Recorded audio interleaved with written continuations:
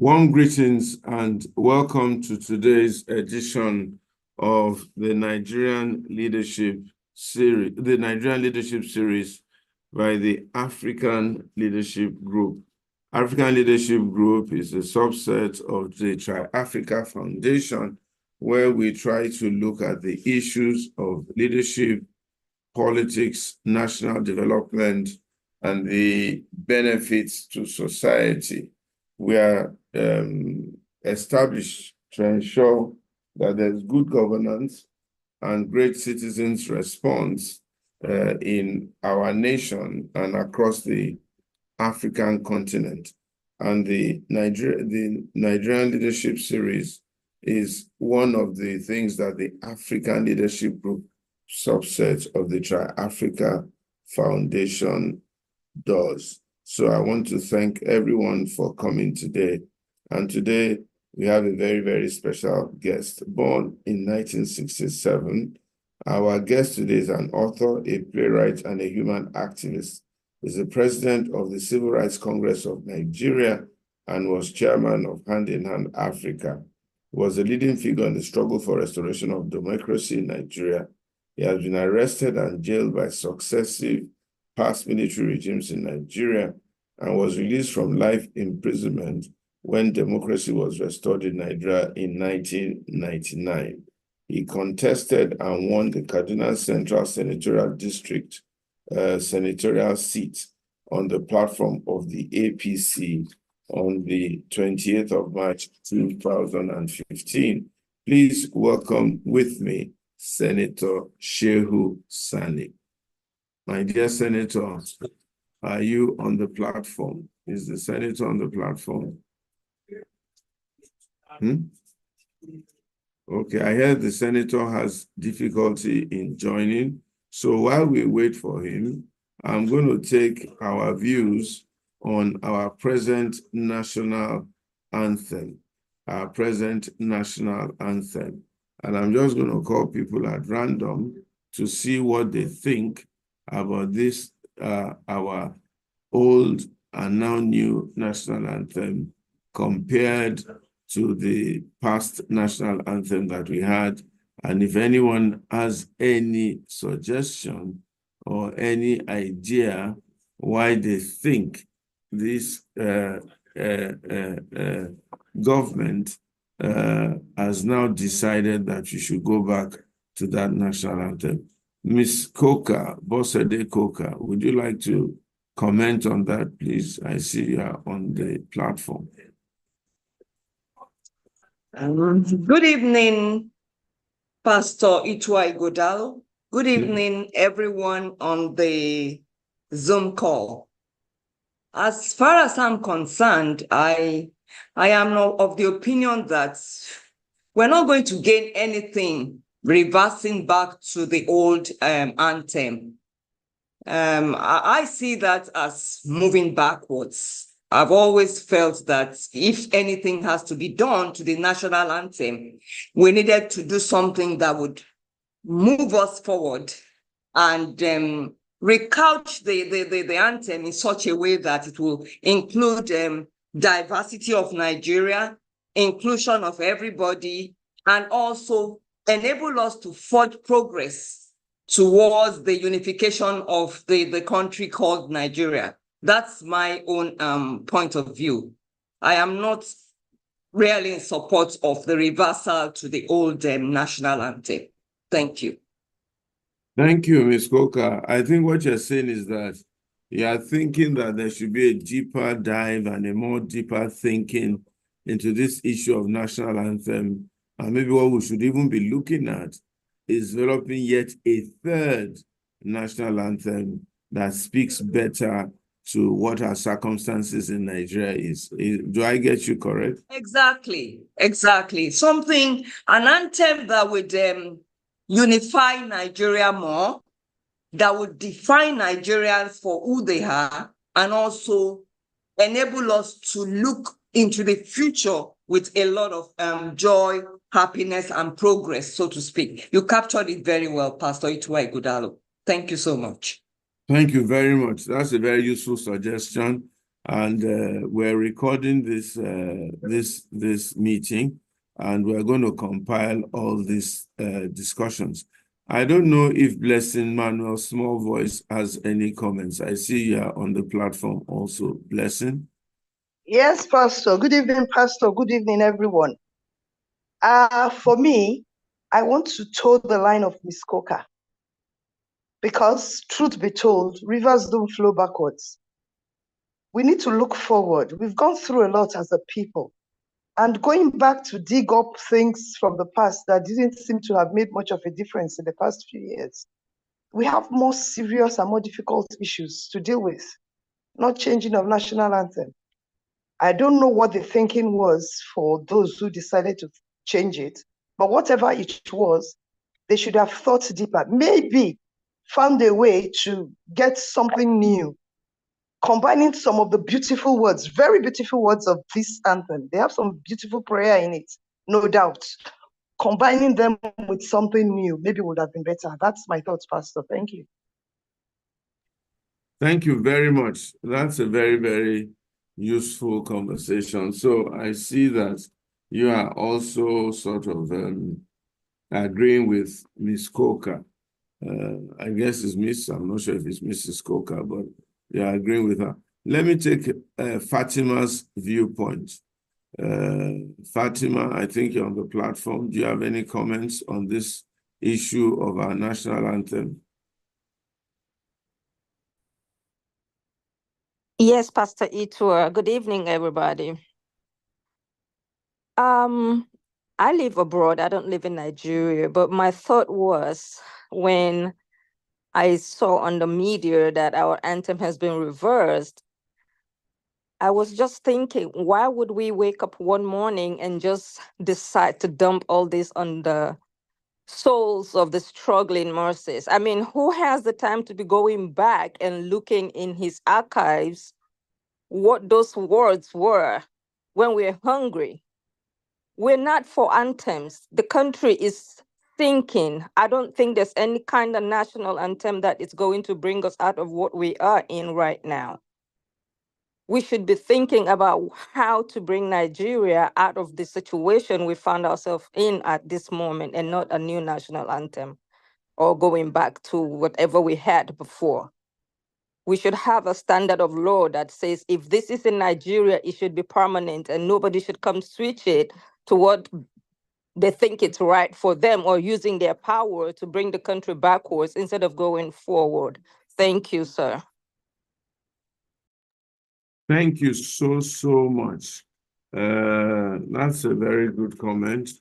Dr. Ayodeji Famuyide, do you have any comments for us on this issue of national anthem? Pastor, my hands are up. Ibijoke Olagwaju. Okay, I'm sorry, I didn't see your hands up. Okay, Dr. Ayodeji, can you allow Miss Olagwaju to take the floor? Go ahead. Go ahead, my dear. How are you? Well, my name is Adetula, not Olagwaju. Oh, I'm sorry. Oh, okay, go ahead anyway. Well, I want to disagree with those young ones. I'm an old school. I'm a 79-year-old. I agree with the new, with the old new, the one you have just broadcasted to us. I knew when it was done. Maybe this younger generation were not born then. I don't believe that there is nothing sensational or advantageous in going back. To me, I like this particular one. Whatever anybody might say, I think I want to disagree. Well, you are all free to make your own comment just as I am, but Pastor, Shebi, you taught us to be praying. And this particular one is filled up with prayers anyway. So, and it has, I don't see any word, I don't see any content that is disintegrating Nigeria from, because I made sure I watched everything. So the point I am making is that I like this one. take it or leave it. I like it. Thank you very much. So you like the old national, old, new, old. Yes. And I will say yes for a very long time. Okay. The younger generation might not like it. As I have said it, old school. I'm a 79-year-old. I knew when it was done, when it was given to us. And then as a former teacher, as a former principal, I knew all the wordings off head. Even the new old ones, I knew everything. So thank you. So you prefer this old instead of the new now old? No, what I'm saying is that I prefer this one you just played to us. Yes. I don't know whether it is the old or old new or new old. I don't know. That's the old has become new. Yes. Now we have a new that became old. Well, whatever. The one you just played to us, I like it. I love it. Okay. And I like all the wordings. Thank you. All right. Thank you, my dear. Thank you so much, man. God bless you. God bless you. I don't know if Owele Chikelu is willing to contribute to this conversation because he was predating independence and has been in Nigeria for years and he knows all about Nigeria. Owele, I don't know if you want to unmute yourself and make a little contribution.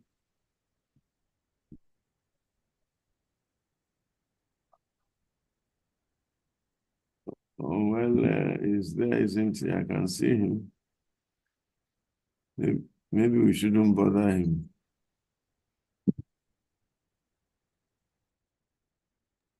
Okay. Pastor Charles Obi's hand is up. Olu, Bosede Koka, and Dr. Buyu, their hands are up. Okay, let's take them one by one. Charles Obi, I can't see the hands coming up. Don't click on my hand. So just let me know whose hands. All right, thank you, sir. And greetings, everyone. I think I'm probably in the same school of thought as the last speaker. The question is, what is in it? What's in a name? I think there are many who believed that the old new, if we call it that, there are words in that national anthem that if you're talking about patriotism, there are many.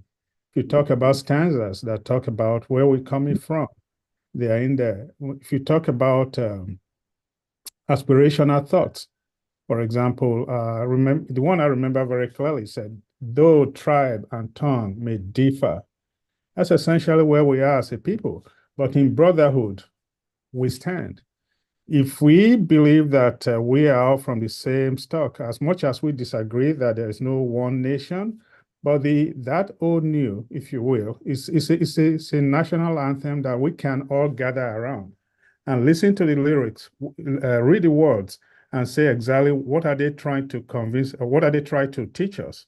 And if we as a people can really, in all sincerity, look at the words of that old national anthem, the one we got at independence, I think we can stand on that and continue to thrive forward. Yes, for some people, it's a distraction. Yes, for some people, this is not where we should be spending our time. But the reality is, we don't have a baseline for what defines us as a people, for what makes us come together as a people, then we really don't have a future. Thank you. Thank you very much, sir. Thank you very, very much, sir. Whose else hand is up? We have Olu, then Bosede Koka and Dr. My hand has been up, sir. Okay. Go ahead, Olu, please. All right. Good evening, everyone. Good evening to the grannies and the fathers, everyone present. I don't think that it's a question of age and generation. I think we should quickly put that out there. There's nobody more Nigerian than Nigerians. So whether we are young or we are old, we all have a stake in this nation. That's number one, and it should be clear. As a matter of fact, the old people possibly don't even need to bother about what the anthem is. let those of us who are young, who probably still have a lot to do, be bothered about how we hope to be identified, number one. Number two, it's amazing that till now we are not able to figure out the rationale behind changing the anthem. That in itself is a problem, where we have a minister for information and we have special advisors, retinue of advisors to the president on matters concerning orientation, information, and keeping the public engaged. We still can't figure out why we changed an anthem. That in itself is a problem, is an aberration. It would have been better that thoughts from Nigerians were taken and we were properly sensitized. Whereas other African countries are shedding the toga of being tied to colonialism, Nigeria, with our economic policies and our national anthem, don't want to see ourselves as independent 60-something years after. So where people are changing currencies, okay, to reflect their economy, and they are holding local currencies, especially the hitherto Francophone countries, what we are changing is the anthem to remind us of when we were in slavery. It befuddles me. I refuse to be able to understand that. Now we have an anthem that the market woman cannot sing. And then I've seen video where police officers are being taught with cane and they are writing on blackboard how to learn a new national heritage. I can never understand it. The baby in the United States can sing the national anthem. The baby in United Kingdom can sing the national anthem. In Nigeria, you hold a cane to teach police officers how to sing a new national anthem that does not have any semblance of our local languages. If we decided that we were going to have an anthem that will reflect who we are, an original identity that will not be difficult for the hundreds of millions of Nigerians to understand, something that genuinely identifies us, that alone would have been a good excuse to changing the national anthem, to say it's our original identity, it permeates our social fabric, the market woman can sing it, everybody has something, like Wazobia, everybody has something connected, there's a benefit of ownership in it. No, we don't have that. Finally, which is the argument people are making, because for me, it would have been good if everybody can learn it and you can own it. Finally, what is the rationale behind it? Are we attempting to further solidify whatever unity that we have? If that is the reason, what are the issues do we have that we have as a nation today? What divides us? Why the division? Can we address those headlong without shaming Nigerians? Because that's what it is. If you change the anthem, it doesn't change the price of Gary. It doesn't change the fact that we still have kidnappers out there. It does not arrest the destruction of youth in the nation. If the anthem is not going to address that, it's an exercise in futility. Thank you, sir. Okay. Thank you very, very much. I like that very spirited conversation and emotional. I think you are, to some extent, I can see where you're coming from and all that. So we're going to synthesize all these views and we're going to make a representation to the federal government on our position on the national anthem, at least on this platform. Okay, whose hands is up again? My hand has been up since. Yeah, we are going to take we are going to take Dr. Boyo since right. Mrs. Coker has spoken before, and then we'll come back to her if that's okay. Thank you very much. Yes, I believe in what the last speaker said, which is there is no rationale and things are getting worse in this country. Maybe we should concentrate on our economics. But the truth be said, I prefer the old anthem. Not because I'm old, even though I was born before the anthem, but because it conveys deeper meanings to me. People have said, what is tribe? Tribe is in the dictionary. English is in the English people are tribe, the Welsh are tribe. You can make it look like words used in Old English, but there are so many words used in Old English that we still use today. Oh, somebody said it was written by a foreigner. The name Nigeria came from a foreigner. The word spoon, fork, everything is coming from, for even in our languages, there are words that are not original to us, like iresi. It's a rosso, it's Portuguese. You know, you go and look for what you call rice. So I think, and I go that the old anthem was not brought back in a good way. There could have been a referendum. There could have been complaints about the let me not call old and new. Nigeria with Hail Thee was brought back in place of Arise or Compatriot. They could have done a proper opinion poll to find out what is wrong with Arise or Compatriot. Apart from the militaristic way it sounds, bang, bang, bang, bang, bang. You know, I mean, there was nothing wrong with the wordings and even the new one too. So I will say that for me, maybe it's nostalgia, but the wordings, I know both. Now, talking about killing people that don't know the anthem, there are people in America know the anthem because the anthem is there for 200 years. So if you don't know it, it's surprising. These policemen didn't learn it in primary school. Those that know the old and the Nigeria with Hail Thee, apparently we all learned it from primary school, nursery school. So if an older person in his 40s cannot sing it, not because the anthem is difficult or unacceptable, is that things are difficult to teach after a particular age. So I go for this new one, and I don't have anything against the old one. And I agree with those who say that this is not a major problem now. We should take care of the economy, insurgency, and other things. What is in the name after all? Thank you. Thank you very much, Dr. Boyo. Thank you so much. Right, those were very, very good comments. Is there anybody else? Is Senator Sani in now? We don't know what device you are using. So if you are in, please indicate, let us know so that we can take you on. Okay. Please Hello, indicate. I don't know if I can speak, please. Okay, go ahead. Mine is to make a correction. I don't belong to the new generation. I'm 67 years old, and I'm going to be 68 in a couple of months. But we lost you. Oh, sorry, I'm trying to correct the impression. I do not belong to the young generation. I'm 68. I'm going to be 68 this year, but I go with the younger generation as far as progression is concerned. I stand with Mr. Olu solidly. Thank you very much. Okay, yeah, the young, old, young. All right. Thank you so much, my dear sister. Thank you. Ekwe, do you want to say something? I see you flashing on the screen.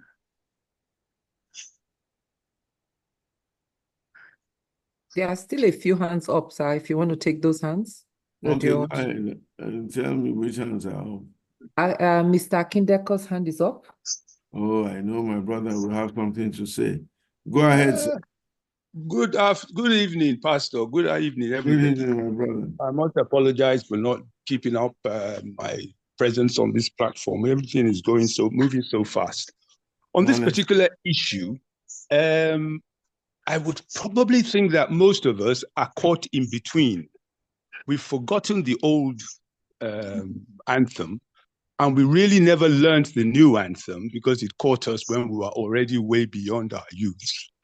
And right now, I don't think anybody is surprised when government throws something like this at us out of the blue without going through due process. It's typical Nigerian. But I would love it if everybody would, like many of us government watchers, wonder if this isn't opening the door for some sort of new things to come as far as the restructuring of Nigeria is concerned. Why should government do what seems to be such a spurious action unless if it is giving notice that other harder actions are going to come that is going to lead to the restructuring of this country, no matter how slight, but probably ground shaking. That's how I'd like to see it. And I would leave it at that. I would just love it if we can lend some of our intellect into looking at why would a government that is manned with people as sensible, as well-trained, as well-educated as us, do something as, how can I put it, spurious as changing an anthem, if it wasn't that you were giving notice for somebody, something bigger to come. Thank you very much, and please keep up the good work. Thank you so much, my brother. Is on now, sir. Senator is on. Okay, Senator, thank you for coming. We'll take one more comment, and then Senator, what we're discussing is the new national anthem, which I'm going to ask you to start your comments with. But there's one more hand up that we'd like to take on, and then I'll call you up, sir. So whose hand is up, Jumoke?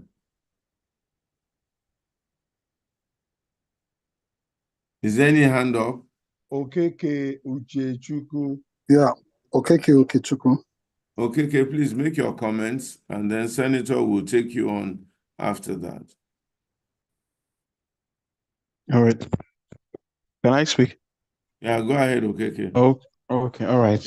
Good evening, everyone. And thank you, Pastor, for this platform and opportunity to express our views in a time as this. All right. I am actually, I'm currently a core member serving in Lagos State at a medical institute in Yaba. And this subject of the old and new national anthem is something that has caused a lot of controversy in times past. Yeah. So what I would like to say is from the standpoint of misplaced priority. Yeah, I finished my undergraduate studies by December, and when I was in school, there was something we were taught that you can be doing the right thing at the wrong time. So for me, it is a context of, what is really the most important thing now.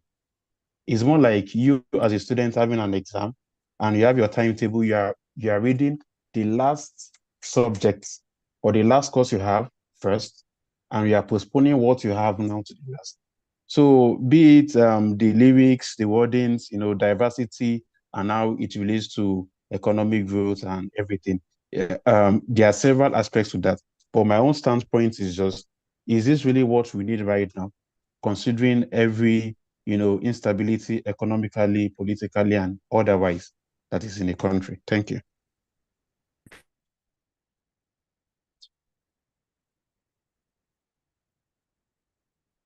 Thank you.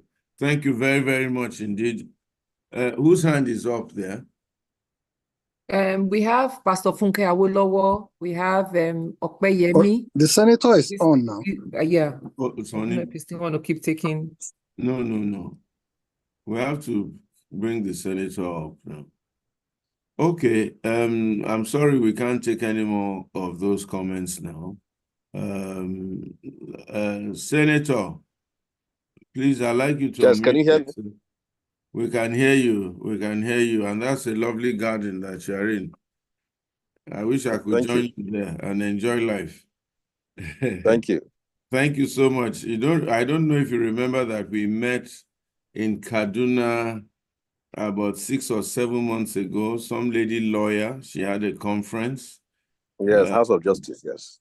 House of Justice, yes. I don't know if you remember. And since yes, then, I did. we've been trying to make sure we get you on the platform. Thank you for coming, and I know that it's a busy season for everybody.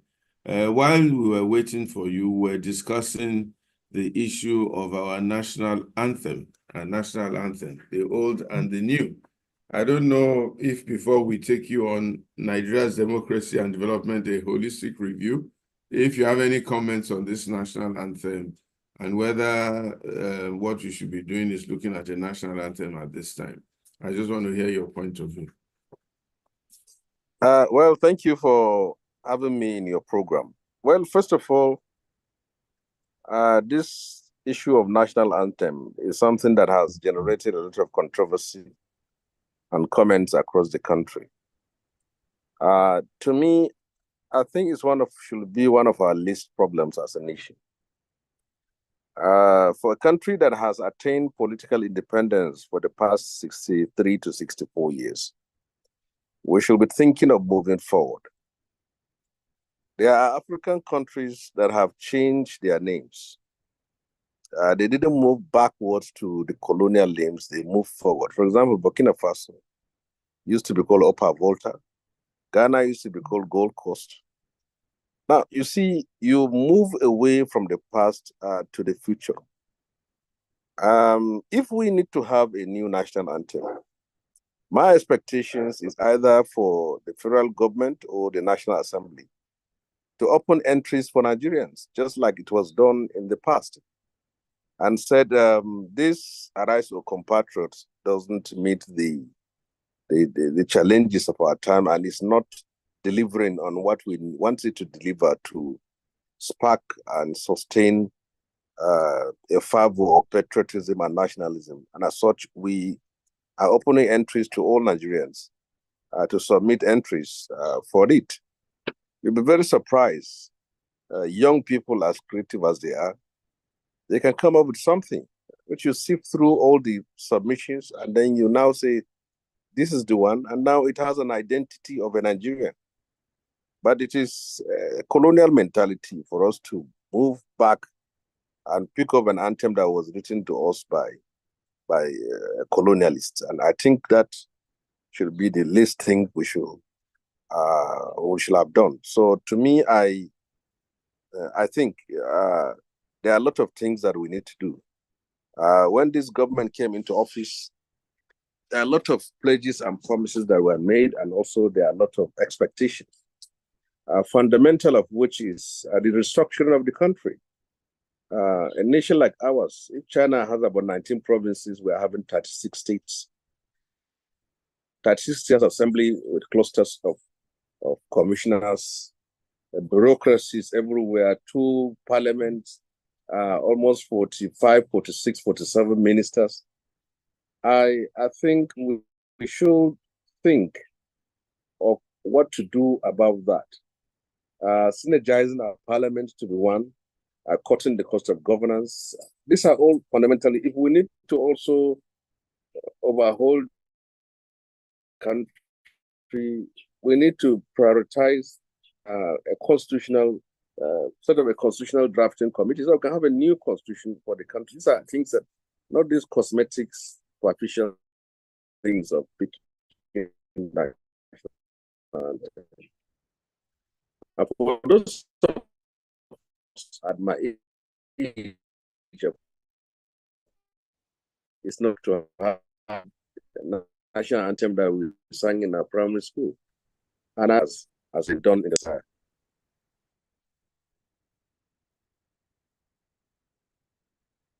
Sorry, Senator, we lost you. We can't hear you.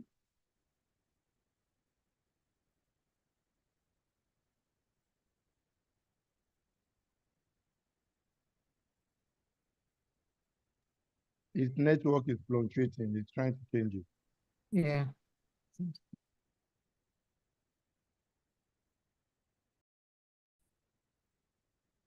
Can you call him, please? Yeah, I'm speaking with his PA.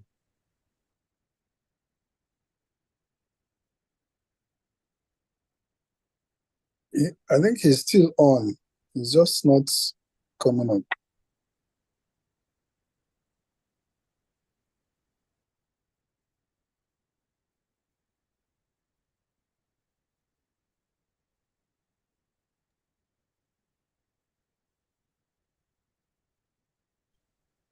I think his audio is frozen. So. Maybe, Olu, you can tell his PA that he should exit and come back in again. That's right.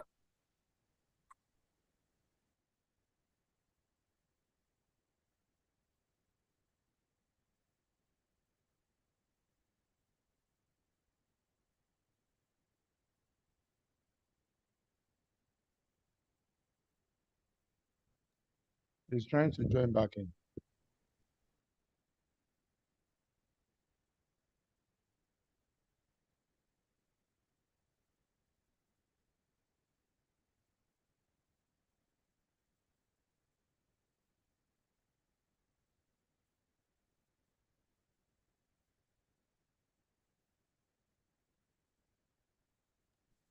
Why waiting for him, sir? There is one Opeyemi and that is off. Maybe we can listen to him or her. All right, no problem. Opeyemi. Good evening, Pastor Isma. How are you? Can you hear I'm me? fine. How are you doing? I'm well, thank you. So I wanted to just comment on the what's the thing called national anthem bit, and I agree with Mr. Akin whose point was that it might be a precursor of things to come. So we've talked about a lot of things. We could be busy doing other things. Because in changing the national anthem, forgetting the you like it or the preference for it, is that there was no structure put in place for the country to switch. The bill was sent in, it was signed very quickly.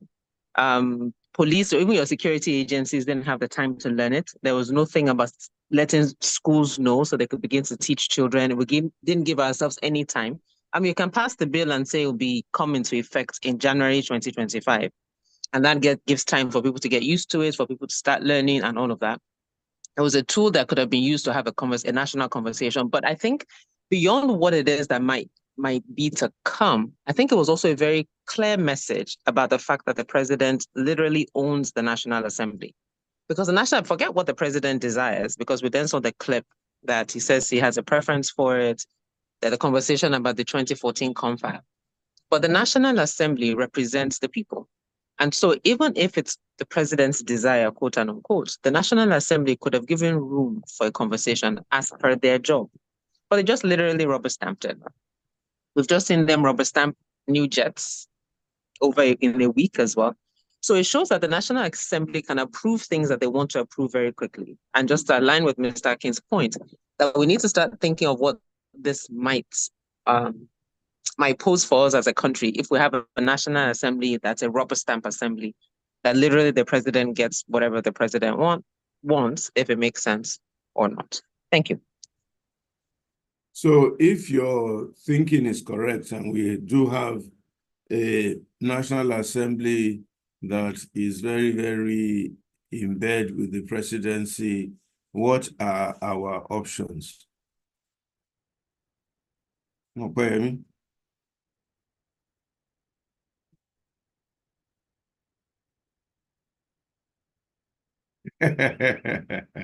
Dr. Alabafa, I hear you.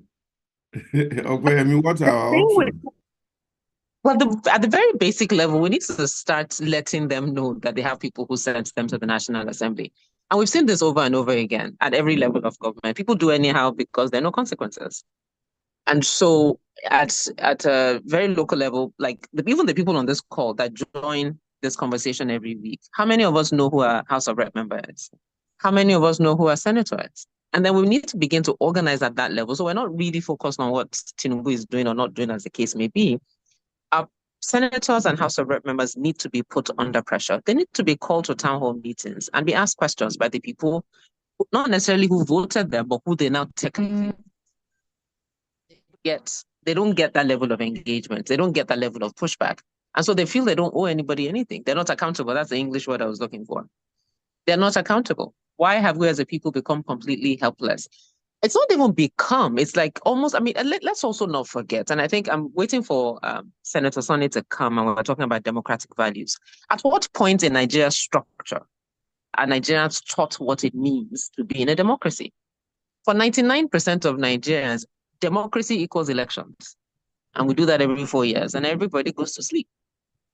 It's not taught in a structured way at primary school, at secondary school, at university, so that citizens understand that they have power. And that's what makes a democracy, as faulty as it could be, a better choice of government, as they say, because in a sense, you put power in citizens' hands. But citizens need to understand that they have power. So to answer your question, Pastor Ito, as I started, we need to do the work of letting citizens know that until our elected representatives feel a bit of pressure, and we see it, literally, I mean, we've seen there are too many examples of when they feel under pressure, they behave differently. They need to be, let me put it this way, they need to be incentivized to behave like they have sense. Because right now, they're not behaving like they have any sense.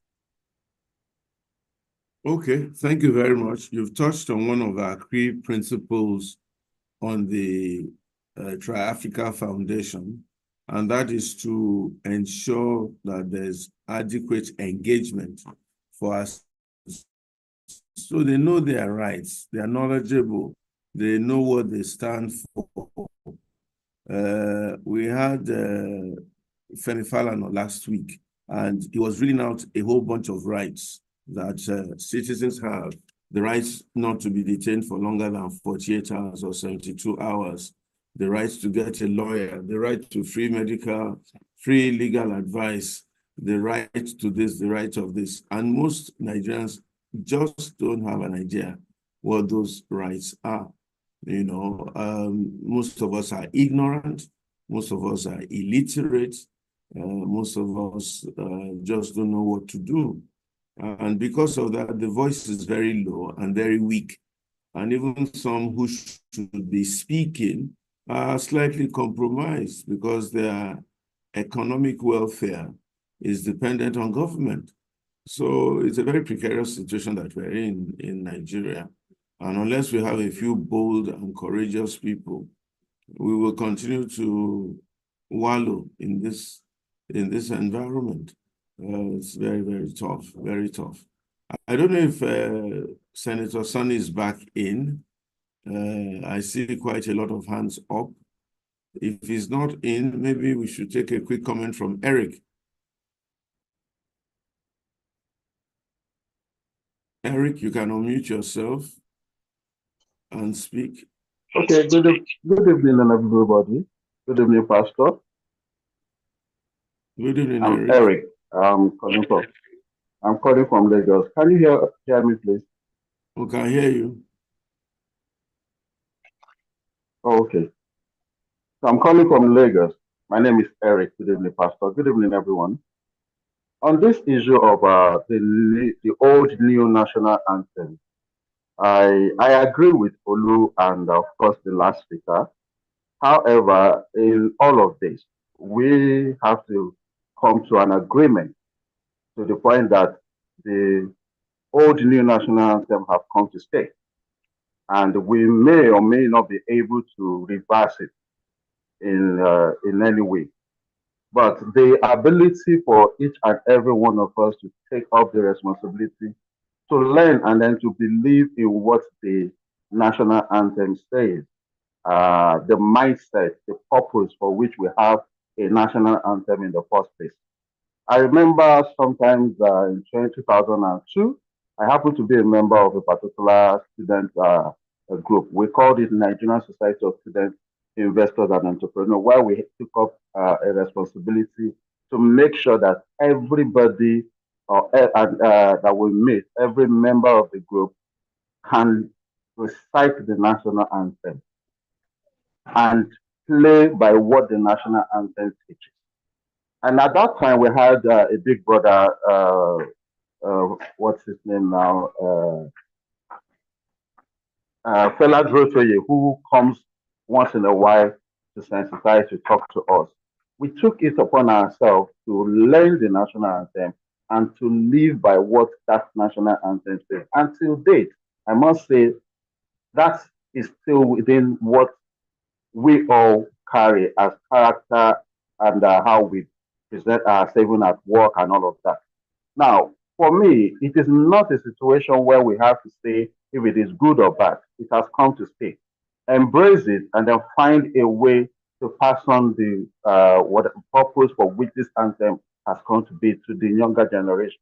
You would realize that the generation that is not so accepting this, our own generation, the older generation will probably say it's okay, but our generation may not accept. The people would find that there are too many things affecting the country and the citizens for us to now focus on national anthem. But the national anthem is good, it's not bad in terms, especially in the weddings. We can embrace it and then have it passed on to the next generation. Not with cane, like one of the speakers said, but in a much more educative way that would go with the purpose and the reason for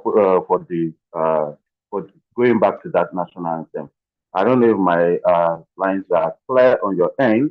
It's cracking for me. So sorry about that. Thank you very, very much. Thank you for those comments. We're really, really grateful. I don't know if Senator is back on. Olu, do you know? He's not yet back in. He's not yet back in. He's struggling. Yes, sir. All right. Let's take on Joe Idono. Joe Idono, what are your comments, please? Yes, good evening, everybody. Can you hear me? Good evening, everybody. We can hear you. Go ahead. We can hear you. Go ahead. Okay. I think we should look at it from the motivation first. Why did the government have to change it? My thought is that the government was trying to capture the populace, because if you look at it, most of the times when we are agitated over the situation in the nation, whether it's the student body, whether it's just mass protests, whether it's just even people talking, the things we normally do is we revert to Nigeria we hailed it. So it became a symbol of our saying that the Nigeria that we have is not working and that we want something to work. And so I think that the government feels that by capturing that, they are capturing the opposition, capturing the sentiment that's against Nigeria not working. And that's why I believe they decide to go back to that popular mantra of every Nigerian opposition, whether it's the NSAS, whether it's the June 12th, everything, people sing Nigeria we hailed it. Now, having said that, the way they went about it shows, like somebody has said, the problem we have, the executive capturing the legislature in such a manner that the whole aim is defeated. Even if you really want to say, okay, we believe that this is where the heart of the people is, for the legislature to pass it under 24 hours and then the presidency signs it, tells us that even though the new anthem now, that's the old new, speaks a lot about what Nigerians believe the nation should be, the manner of getting back to it shows that we have not made any progress. Because all we're talking about is we really want democracy to stick, but democracy is a marathon. It's institution and laws. It's people following a process. And when we begin to do this shortcut, military style kind of the end justifies the means, we just get the answer, then we're not making any progress. That's why I want to really commend people who talked about the fact that there should have been the laws made, we will have given time for maybe 6 months or 1 year for people to begin to prepare and then change the mind and all that. Yeah, so the government not feeling that they needed to use the referendum, I think is, to my point, they're just trying to capture the population of the masses. And we hope with that, there will be no opposition to the Tinubu government anymore. But I think that that's not how you overcome opposition or you put your point across. So what we should learn here is, whether it's good or bad, I think there is a sense in which that new national anthem or the old national anthem really captures Nigerians. When it says, though tribe and tongue may differ, in brotherhood we stand. Most Nigerians believe that that is what it is, even though in reality, what we see on ground is far different from that. But each one of the stanzas really speaks a lot. You know, the banner shall be a symbol that truth and justice reign. So I agree it was written by colonialists, but does it speak of our aspirations? Does it speak of where we want to be? Does it speak of Nigerians as a people that can be seen and identified by the ethos they carry, they represent? I think that's what the government was trying to capture, hoping that since the opposition has always brought this standard, when I say opposition, I'm not referring to a party, I'm referring to the people, because basically the fight in Nigeria is the government against the people. I think so. The government feels that by capturing what the people say each time they vent their anger, that somehow they will strip opposition out of their position. I don't know if that will work, especially when the process is not being followed and democracy is not being entrenched. Thank you. Congratulations. Hold on.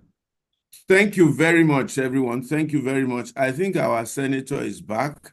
And so let us go back to him. And Senator, if you are back, let me see that you are back.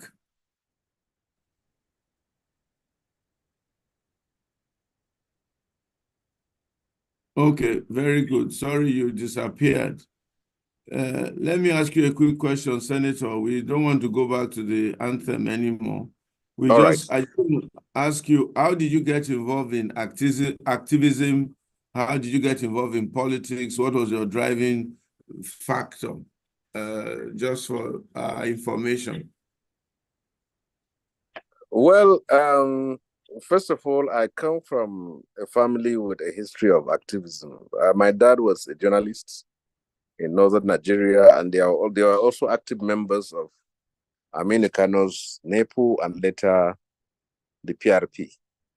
So that is our history. And you know, the People's Redemption Party at that time was in control of Kano and Kaduna State. So we come from that pedigree. And the late Balarabe Musa was like an uncle to me. So in some ways, that is how we had the DNA of activism. And then as a student union leader in those days in the 80s, we were part of those who led the anti-SAP riot protests. Anti-SAP protests in parts of northern Nigeria when it was taking place, when Tai Solarin and others in the south were involved. Later, I was among those who gave our own ideas in the formation of the earlier Human Rights Group, like Committee for Defense of Human Rights and Civil Liberties organization. As student union leader, also, I later, when the June 12 protest came, we founded the Campaign for Democracy in Lagos, where Dr. Beko was the president, and then I became the Northern Vice President of the organization. And then we were in proactive campaign for democracy during the time of Babangida until when June 12 was annulled. And then we gathered together and said, if we allow the politicians to control the narrative, they will likely capitulate and embrace the military. And actually, what happened? When the election was annulled, Abiola was calling for a national action. The politicians were simply interested in being in government. Many of them got into Abacha's government, and then the mandate could have just disappeared. But until civil rights groups and labor movement and the media took over the battle, June 12 could have been forgotten without the non-political actors in the field. And then in those periods, during the June 12 protest, I was arrested. I and the likes of Balarabe Musa, Konal Umar in Kaduna, we formed what was called the Movement for Unity and Progress, and the late Professor Dr. Bala Usman. So I was arrested, and then I was in detention until after Babangida stepped aside and Shanikan took over. And when Shanikan took over too, we continued the protest with the likes of Falana and others. And I was also picked up. I stayed for 3 weeks in prison, and then from there I was released. And then it was during the Abacha that we have a long years of imprisonment, because I only knew Abacha's government for 8 months, and I was arrested, taken to a military tribunal. We were charged for treason together with Obasanjo, Dr. Beko, some journalists, and then we spent, I was sentenced to life in prison, but later reduced to 15 years. And from that, I remained in prison for 4 years. From Kirikiri, they moved us, those of us from the north, were moved to southern prisons, and those from the south were moved to northern prisons. So that's how Chris Anyanwu found herself in Gombe prison, and Dr. Beko found himself in Kaduna prison, and Obasanjo was taken to Yola prison and other places. So I was taken to Kirikiri prison and later transferred to Port Harcourt prison. From Port Harcourt prison, I wrote a letter, and then from prison note, it was published, and I was removed from there to Aba prison, Abia State. So I remained there until Abacha took over, died, and then Abdulsalam took over power. And then after 4 years in prison, we came out. So, and I got into politics when the political era came.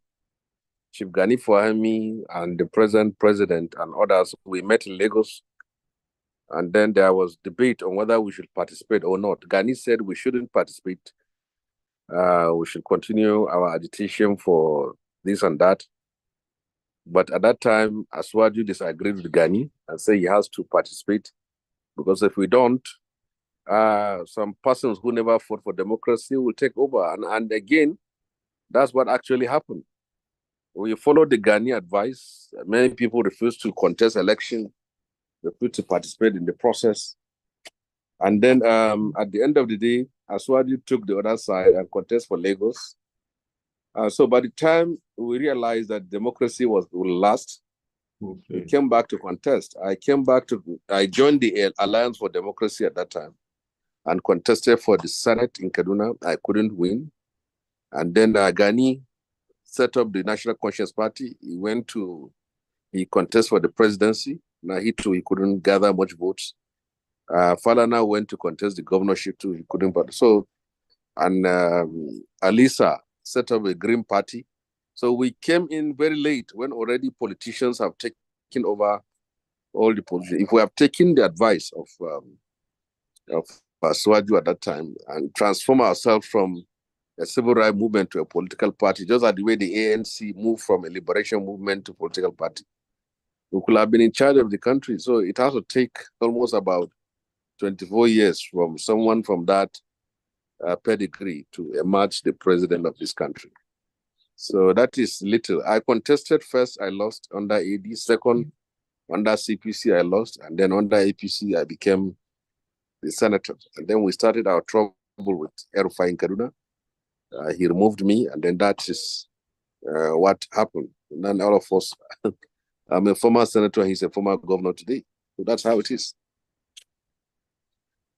Interesting, very interesting. I want to ask you a few questions. All the time you were in jail or whatever, detention at that time, what were the thoughts going through your mind and the thoughts of Nigeria? Already you said that it was probably not a good idea that some of you didn't jump into politics, and we're all feeling the pain thereof.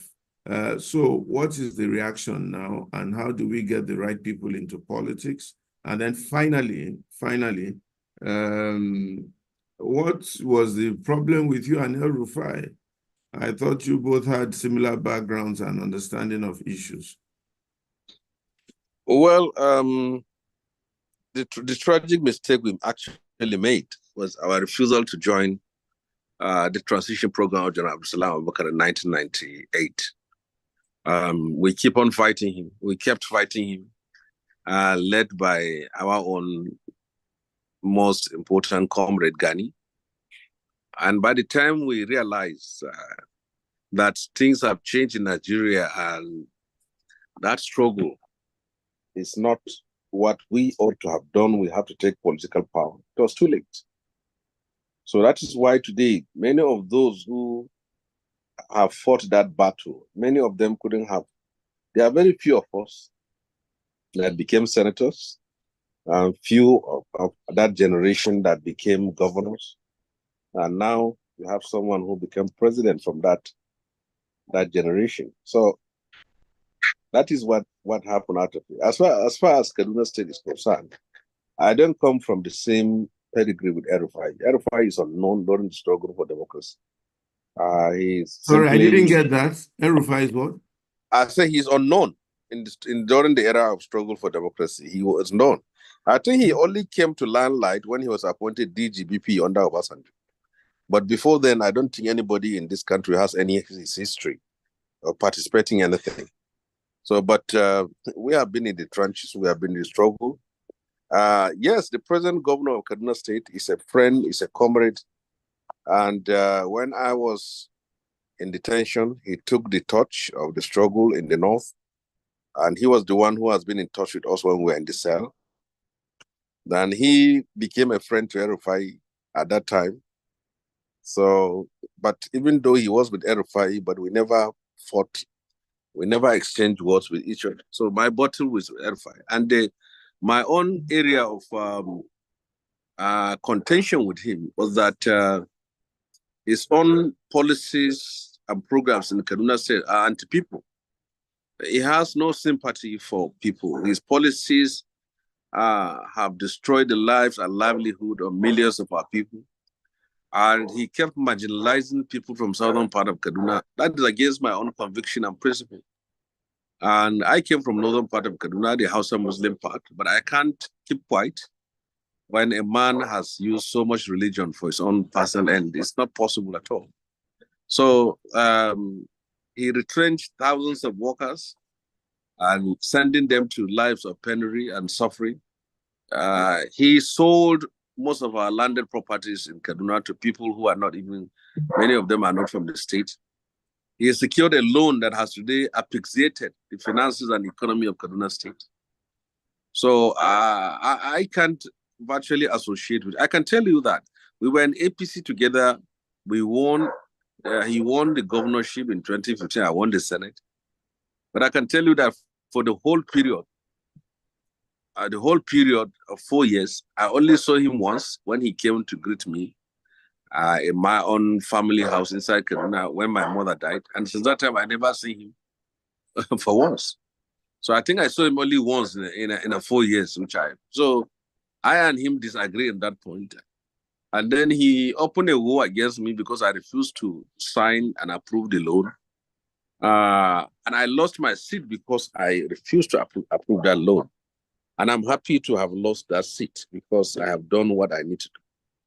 And seat is nothing to me. We came from a culture of struggle, and politics is secondary to us. And I think I should feel with that what I've done.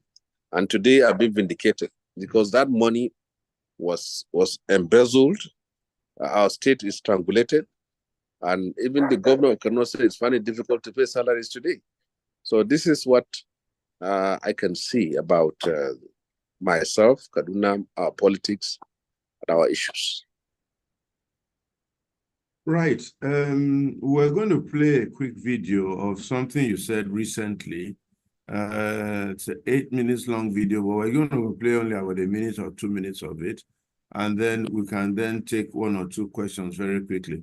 Is the back office ready with the video? If you're not ready, let me ask him another question very quickly.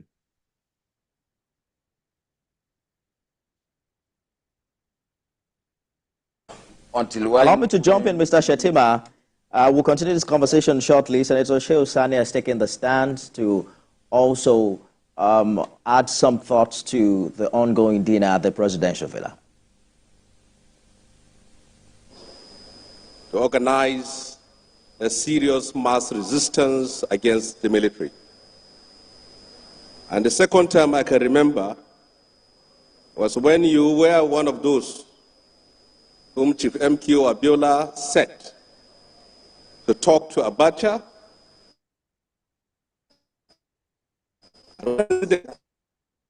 Was that the security men tried to shove you away of this.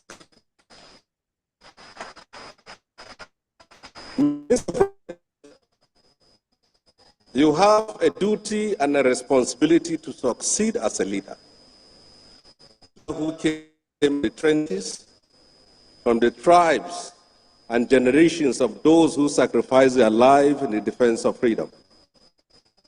It's unfortunate that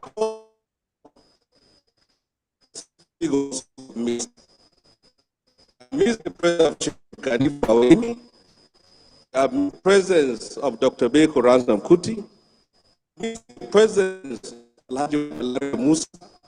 We have missed the presence of Dr. Bala Usman. We have missed the presence of Shima Bai. We have missed the presence of a day like this will not be complete without appreciating the role played by the likes of Madesanya, Alani, Akao Boshorun, and the likes of Fred. Mr. President, even though the governor of Kaduna State removed from the seat, I will always remember that he was one of those who stood for us when we were in prison. He was among those who kept the torch of freedom alive while many of us languished in the cell. Mr. President, I would like to draw your attention to this fact and this truth. The national anthem cannot unite a nation. A national pledge cannot unite a nation. A constitution cannot unite a nation. A nation is united by the ideals of freedom. A nation is united by equity and by justice. Many young generations today have not and couldn't know the sacrifice we have made to restore democracy to this country. It is important that we bring to attention to those who were not here in those days of the struggle. So, Senator, this democracy was not a gift given to us by the military. You said those words and things. Not a lot. What, in your honest opinion, do you think the dividends of democracy have been thus far? And also, what, in your opinion, do you think the present government or governance that we have in Nigeria, the sets of governments that we have in Nigeria have done to promote the ideals and the thoughts and the vision of democracy that you almost lost your life for? You went to prison. Not very many Nigerians can go to prison because of democracy.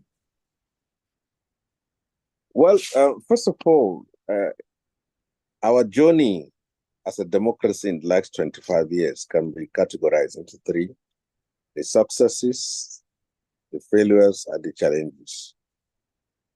The successes, first of all, has to start by appreciating the fact that this is the first time in the history of our country that democracy has lasted for a quarter of a century. Under the First Republic lasted for 6 years. The Second Republic lasted for 5 years or 4 years. And then the Third Republic never took off because Chibanki Abiola was not sworn in, despite us having a Senate and House of Reps. So I can say that the time it has taken is something that should be appreciated. But other than that, we can say that we have a system where people can elect their leaders. That was not available under a military regime. And if you also compare infrastructural development that has taken place in the last 25 years, that is also appreciable. But the failures have to do with the fact that in the last 25 years, the treasury was massively looted by the political class. People have turned public service into self-service. They enrich themselves. And if you quantify the amount of money stolen from 1999 to date, then you think that you will now come to the conclusion that corruption under military was simply a joke. Now, what we are facing as challenges of insecurity in the country, the banditry in the northwest, terrorism in the northeast, secessionist agitation, and militia forces, these are things that are unheard of under the military. But these are these realities we are facing today. And whether directly or indirectly, I think this has to do with the way governance was mishandled in the last 25 years. As for this administration, they insisted that we are having a construction site and you can't assess a building based on the inconveniences of a construction site. There are issues that have led to a lot of suffering in this country today. One is the withdrawal of subsidy. All our lives as an activist, we have been fighting to retain subsidy. Subsidy should be done, and it's a good thing to do.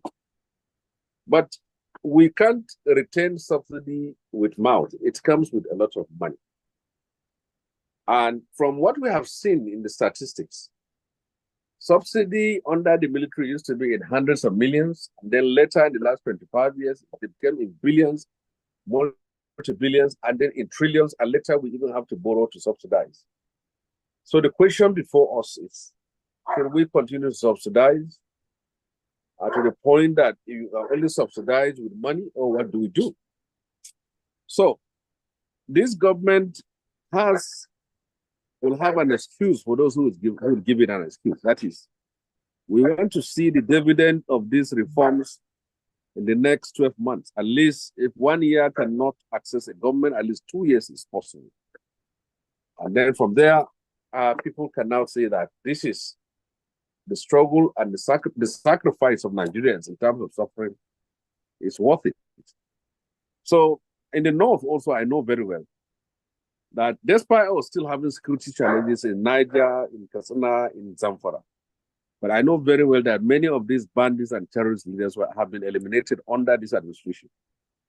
And as for attacks on our schools, in the north, many students couldn't go to schools because of fear of bandits. But I can cite some instances where success have been made, and that is one in the areas of release of hostages. When kidnapping happened in Gusau, it didn't take 1 week. The hostages were released. It happened in Sokoto. They were released. Also, it happened in parts of in Kaduna State, in Kuriga. Hostages were released within 10 to a couple of days. Under Buhari administration, it's worse. Students were kidnapped in Federal Government Girls College, Yawuri in Kebbi State. They were in the hands of terrorists for almost 2 years. Students were kidnapped in Government Secondary School, Government Science College, Kagara. Greenfield University, Kaduna was attacked. The parents have to gather about 200 million naira, sell all their properties to pay ransom. Federal School of Agric Mechanization in Kaduna, students were kidnapped. Bethel students were kidnapped. In Kankara, Kaduna, students were kidnapped. Even the Nigerian Defense Academy was attacked by terrorists. So on and on. But today, despite the fact that kidnapping and banditry is going on, but you can appreciate that some steps that have been taken have shown that if this is maintained, at least we can have some form of sanity and peace. But for now, for the fact that many people are hungry, people are suffering, they can't afford to feed, they can't afford to pay the school fees of their children, they can't afford to pay rent. Nigerians will only gauge this government based on how it has been able to ease the problems and the issues in their lives. So, and when there is hunger and there is suffering in the land, you can't give any form of explanation of glimmer of hope that the ordinary man will actually understand. But if you compare what we are having in the past and then what is now, you can say that at least we are reaching a certain destination. If Buhari is using $1.5 billion to subsidize the dollar at an artificial market, and then they are also putting in trillions to subsidize petroleum products, then you know that they only lived by postponing the evil day. And today, all these things that is taking place in this country, if Buhari has done it in 2016, we couldn't have faced it because Buhari has a fanatical support base that Tinubu doesn't have. All this thing that is happening under Tinubu, people are raising issues. If it happened under Buhari, Northerners will never talk. Many people in the House of Fulani will never say anything because there is a culture of rallying around your own and supporting your own. That's why sometimes when I see protests happening in southwestern part of Nigeria, you can say that people from there think differently. Whether it's their own or they are not their own, they will still come out and protest. And it happened under Obasanjo. One of the most effective protests and strikes against Obasanjo that happens is in southwestern part of Nigeria. And now even some of the protests that are happening in the southwestern part of Nigeria. So you can see that it's more of a kind of spirit in that place. But in the north, if Buhari has withdrawn subsidy and has even Naira has reached even 100,000 to a dollar, the Northerners couldn't have said anything. And that's why under Buhari, many people here in the north who are not complaining of insecurity until when you come. Because many people have a culture of supporting their own, whether he's right or wrong. And I think that is one of the problems that led us to where we are today. Thank you very, very much. So there are a few people wanting to ask questions, and we're going to be taking those questions from them. But let me just ask you, what do you think we should do? And then also personally, what are you planning to do politically, and what's your political trajectory? And then what should the average Nigerian do going forward now at this stage and age that we're at? A lot of us are a little bit disappointed with where we are. First of all, why did the political class seem to let us down so much with the level of corruption that you mentioned? You said the military looked like child's play. That's number one. Why did they do that? Number two, what do we now do as a nation, as a people? How can we granulate what we are going to do? And then number three, what are you intending to do personally in terms of activism or politics going forward? First of all, starting from myself, I'm also involved in, I've always been involved in activism. I have my office here in Kaduna, and we attend to human rights issues within Kaduna, the northern part of Nigeria. And I have my office in Abuja, also do the same thing. When the time of politics comes, it depends on the equation. You make consultations, and then you decide on what to do. But certainly, I will tell you that we are not done with it. I'm too young to say I'm out of it. In fact, we are just even beginning. You can't be a complete politician until you win and lose election.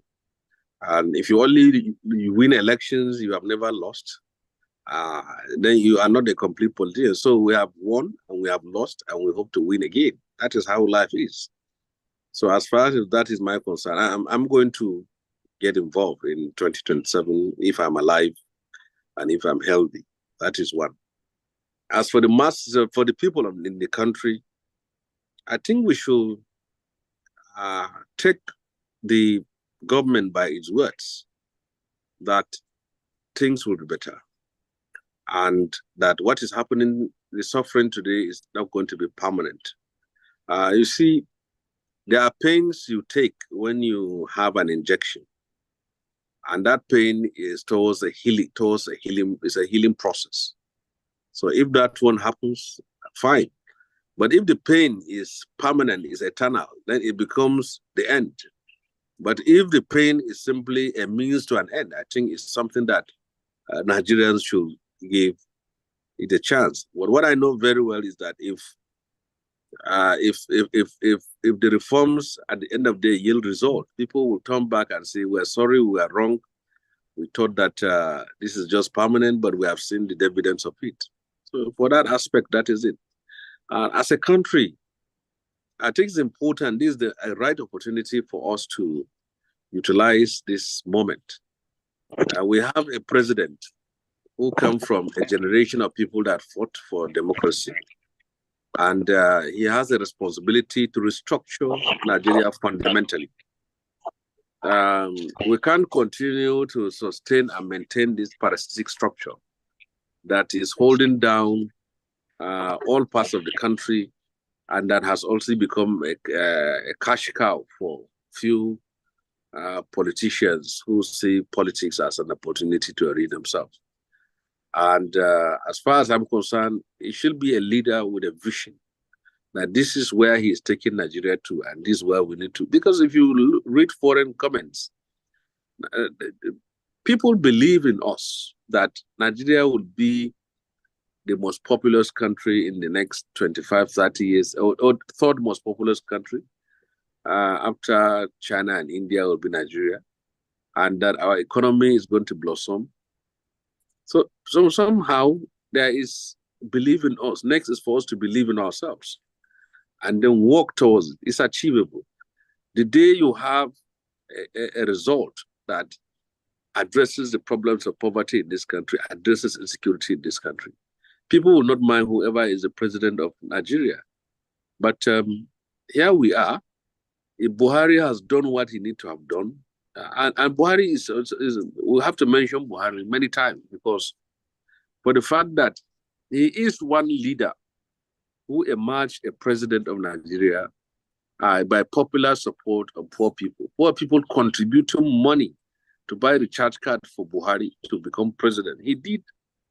And look at what happened. So Buhari is not Aswaju. Aswaju is not Buhari. They are two different persons. People, when Buhari lost election, people in the north die in their thousands. When Buhari wins election, people in the north die in their thousands. This is a man that many people literally worship. When he won election, someone even poured water on the ground and then licked the soil out of joy, out of fanaticisms that he had.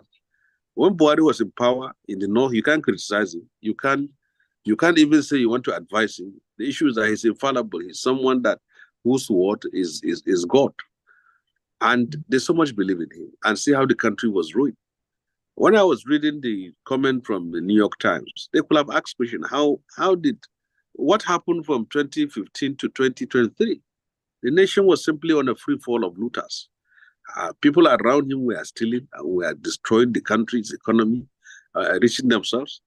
So if you come to inherit such a kind of a nation, you can't be expected to perform magic within 24 hours, even though you have a responsibility and duty to perform. And I have told him, Tinubu has always won all his battles in life. He became a senator at first shot. He became a governor at first shot. He became a president at first shot. He never lost. So the last thing for him now is to win the Nigerian battle, politically, economically, and socially. And then his name will be written in gold. So this is my own few assessment, and I hope I have made a little sense. Thank you very, very much. Thank you indeed. We'll take a few questions now. Let me start with Bimbo Ashiru. Mr. Bimbo Ashiru. Please unmute yourself and ask your question. Thank you very much, Pastor. Distinguished Senator, like a leader formerly said, that Nigerian economy defies every economic principle and theory in the book. Someone from the north said it, which was Babangida. So I don't want to go into that. I'm concerned about a few things which I want to ask you. You mentioned what Malam El-Rufai did in Kaduna when he was governor of Kaduna State. Now, because from your own analysis, it clearly shows that there is a problem, because what we were saying is that, it's a wish hunting thing. They want to wish on him. They want to frustrate him. They want to, he went for ministerial nominee. He was rejected after that. And even my brother from Ijebu, Jimmy Lawa's name was mentioned. That's another issue. But now that you've said it, and I know you're a person of credibility, then it clearly shows that there was a problem. It is true that there was a problem, that there was mismanagement, or there was funding. So that's one thing I just want you to elaborate clearly, because we are not even, it's something that will still go to the law court and everything. Then the other thing I want to find out is that, why are we involving our traditional rulers in politics? The mess that is going on in Kano now, if they don't sort it out in time, the problem of Nigeria can start from Kano. Then another thing, look at what's your view about rivers? Another problem again. And then we are keeping quiet. I think those are the states that can ignite problems in Nigeria. Kano, highest vote. Rivers, one of the highest votes. Something is going on here and something is wrong. I believe that there's politics that is going on that needs to be sorted out once and for all. Being a politician myself, I can see a lot of problems, see how this is navigating, and it may create problems. I just want to have your views on that. The cardinal thing, because you are from Kaduna, they're from Kaduna, and whether now that you've cleared it that El-Rufai is not being, it is clear that something is wrong, mismanagement or something like that. So I just want to get some clarification. Thank you very much, distinguished. Well, first of all, we start from the issue of in Kaduna State. My criticisms of El-Rufai and his government started from when he was in power. So it's not about him being out of power and then he's being witch-hunted. And I can say that he's the one who witch-hunted me. Now, to keep that history aside, now we go specifically to the content of the investigation conducted by the Kaduna State House of Assembly. In the investigation, it was said that 11.8 billion was withdrawn from the Kaduna State Treasury and paid to a consultant.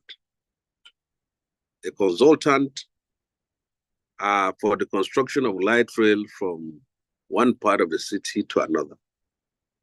Now, we have not seen the light rail. We have not seen our money. We have not even seen the drawing of the light rail. And this thing has lasted for almost 6 years. So what is witch hunting in that aspect of it? When we asked that you withdrew 11.8 billion for construction of a light rail, and we are not even seeing, the light rail has not even seen the light of the day. So why is witch hunting there? And now, you also collected a loan of $350 million. And all over the state is littered with uncompleted projects, with contractors going to court, securing an order to garnish the accounts of Kaduna State. So where is the witch hunt there? Is in Zaria, there are uncompleted buildings that need billions of naira. In Kaduna, uncompleted bridges. In Kaduna, uncompleted bridges. Roads, even in the cities. Markets that were demolished were all left uncompleted. And we have $350 million to pay. I thought when you secure a loan, is for you to use it to something which will generate money for the payment. But look at what is happening to our state today. The governor, when I was warning them, when they came to me when I was in the Senate with an application seeking for approval, I said I will not approve it. Because Kaduna is our state. That's where we know. At least we hardly say within Kaduna town here. From the time you entered this town itself, if you ask 1 or 2 persons where is Shehu Sani house, they will show you where my house is, whether the house of my mother or my own family. So it's something that we know.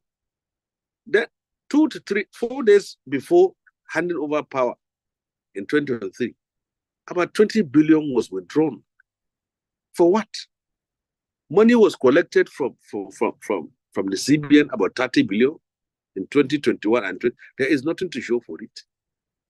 And the worst thing is that you have left over 100 billion liability for the contractors. And then you look at it, and you ask yourself that if Kaduna, our monthly allocation is about 7 billion naira, which payment of salary almost costs 5.something billion. Where are we going to get this money to pay? And when Nasru collected this $350 million, the exchange rate was about 400 naira to $1. And now the exchange rate is about 1,000. In black market is even 480. 1.5. So it is in the new rate that we're going to pay. When we're going to pay it with unfair allocation. And when he was going out of office, he collected a money which he tied it to our IGR. So it's unfortunate that when I speak like this, it's even okay that this investigation comes from, it's an APC investigating APC.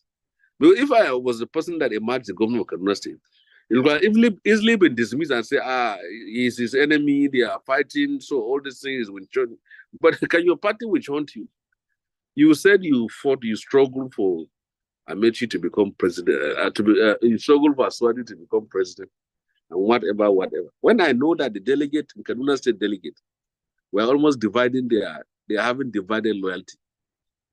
When during the APC program, even if I was not in APC that time, I know there's nobody in APC in Kaduna State that we don't know. And there's nobody that doesn't know us. So these are all figures of money that were removed from Kaduna State account and where it was also taken. So that is for the investigation. For the Kano matter, it's unfortunate that such a revered traditional institution has been so dragged to the mud. And I believe that northern leaders, northern elders will have stepped in and addressed this problem rather than allow the courts to get us to where we are today, because courts are getting into chieftaincy matters in Kano is something that was unheard of until now. But it's unfortunate that this is a responsibility of northern traditional rulers, northern religious leaders, to come together. Bayero and Sanusi are all brothers. Come together and resolve these things once and for all. If you need to divide the emirate for you to give any person anywhere, after what is the emirate is an elitist feudal institution, which it has, to me, it has no any, to me, people should be protesting for hunger, for their lives, and not for an elitist blue blood, whatever that is in that place. So I don't see any usefulness of people getting too much involved, but we need peace. Because if there is no peace in Kano State, there will not be peace in northern Nigeria. So that is very, very much needed. And as for Rivers State, it's unfortunate that such a state that is like a vertebra of Nigeria's economy has found itself in this kind of situation. And politics should be about principle. Should not simply be about loyalty. Put people there as governors simply because they feel that by putting them there, they have an ally, they have someone whom they can control. And now this is what has happened. It has happened on many occasions in other parts of the country in the last 25 years. But it's still the same thing. When a man is getting out of power, he's not looking for a competent person. He's not looking for one that is capable, with the ability, with a vision. The first and foremost person you want is the most sycophantic, the most pliant, the most loyal, the most eye service person you can get is the person you hand over, thinking that by the time wherever you are, you can use remote control and then control him. And this is how we end up. So this is little I can give, and I will appeal to take a break so that we can go and start our prayer. Oh, sorry. You want to go and do your prayers. Can we take a couple more questions and then we'll let you go after that? So many hands up.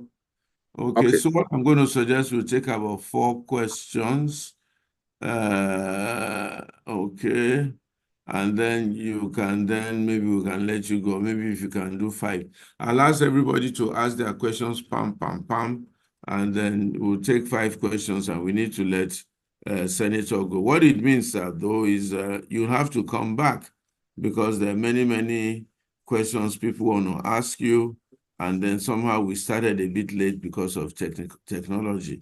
So we have Etan O, Leke Olagbami, Kim, Allison, Comrade Frederick, and Miss EMC Ransom Kuti. I think those are about the questions we'll be able to take today, so we don't keep our senator on his feet for too long. And then if anybody has questions, they can send it in so that we can pack them and send them to him and he can respond to them. So one by one, Senator, just note the questions. Jumoke, maybe you can note the questions for him in case he doesn't have a pen, so that he can take all of them at once. So thank you very much. Etan O.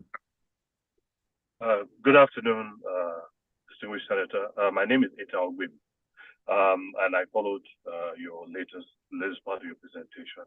I think there might be differences in views of your presentation, but I think overall was a sentiment of optimism. And I think that is what is lacking in Nigeria at the moment.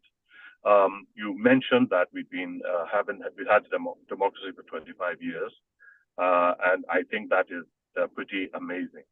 25 years is 1/10 of the length of democracy for some other countries.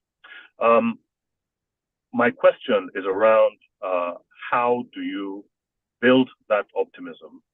How do you continue to encourage people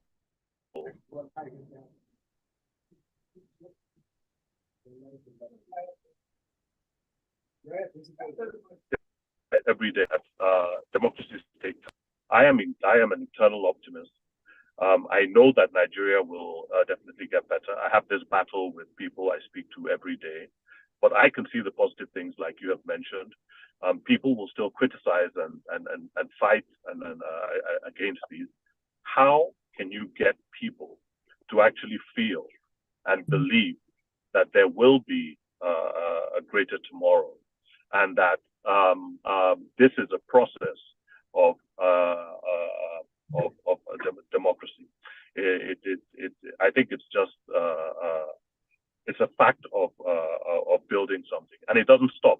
Even after 200 years, America is still struggling with the democracy, and America says, Obama says, democracy will only win if you fight for it, and the fight doesn't stop. It's not a marathon; it's a forever thing. How do you encourage people to believe that? Thank you. Thank you very much. Leke Olagbami, please. Yes.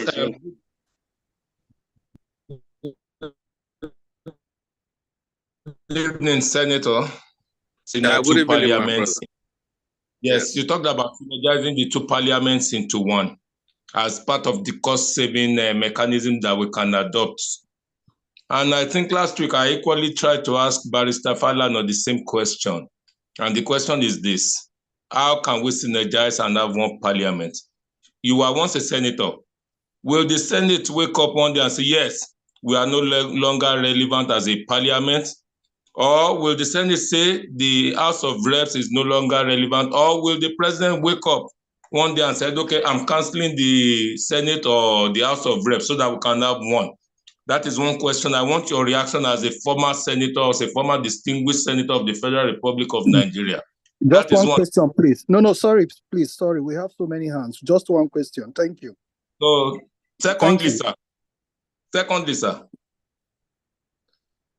Hello? Yes, I can hear you.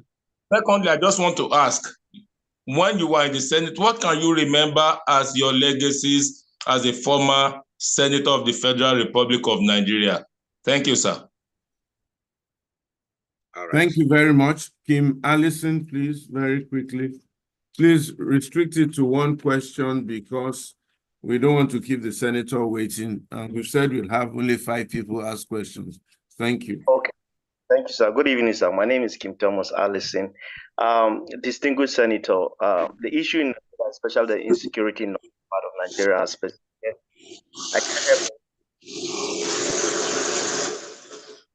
culturally, northern Nigeria, we listen to our leaders, especially and spiritual leaders a lot. I keep wondering, have the leaders not spoken in unison, or is there, in my head, is there an agenda? Now, on a lighter note, sir, whenever I see you, sir, I remember the transistor radios images. On a lighter note, sir, what would you want to say about that? Protect your constituency. Thank you very much, Kim. Comrade Frederick, please. Good evening. Thank you very much. Thank you, everyone. It has become traditional in Nigeria now for successive governments to blame the previous governments. Tinubu blaming Buhari blaming the 16 years of PDP's government. Now, Tinubu told us that we should endure because this is like a pregnant woman. After 9 months, after the labor, there will be happiness and all of that.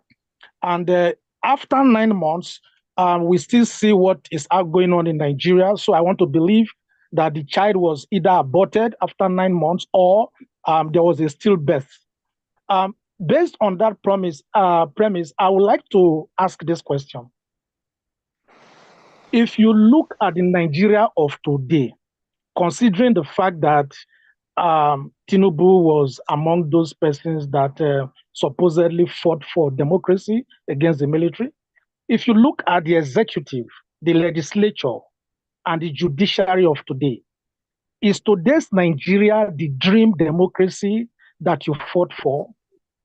Thank you. Thank you very much. Let me answer the question first. Okay, you want to answer that question? So that I don't forget all the questions that I've been asked. Okay, all right. Okay. The first one is, how do we get citizens involved? How do you energize citizens? How do you make them to believe in their country and get them along our vision? I think this is a responsibility of leadership. Leadership will inspire and energize a nation if they lead by example. If we are facing economic challenges and there are going to be reforms,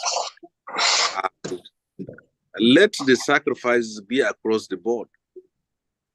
When it's only the poor that are sacrificing and then the people in the position of power and authority are living their normal, luxurious, privileged lives, nobody is going to take them serious. You can see in under Thomas Sankara, he has proven to be a leader who, first of all, led by example. His lifestyle was prudent, and he carried the people around. When the masses see their leaders also living their own lives like them, they have no pain. Everyone will say, okay, let's make the sacrifice for us to achieve result.